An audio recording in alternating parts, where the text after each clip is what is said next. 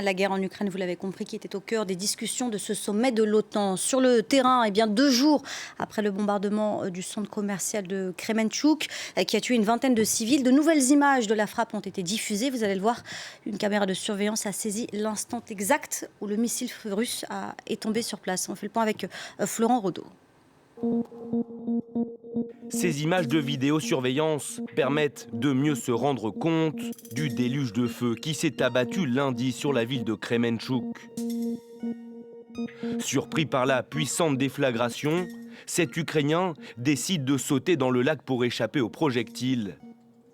De l'autre côté du parc aussi, c'est la panique, à l'image de cet homme qui trouve refuge derrière un arbre avec son enfant. Cette scène aussi a été captée par une caméra de vidéosurveillance. On peut y voir distinctement un missile s'abattre sur le centre commercial de la ville. Selon Kiev, ce missile était bien russe. Il mesurait 11 mètres de long, pesait 5 tonnes. En voici les restes exposés pour la presse internationale.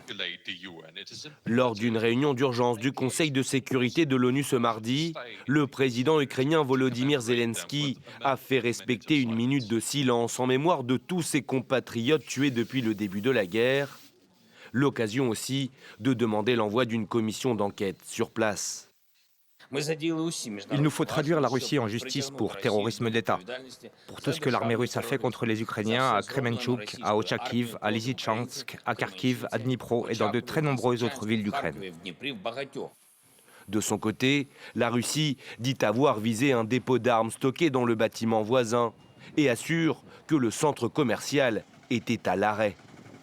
Une version immédiatement contredite par les autorités ukrainiennes et par plusieurs témoins.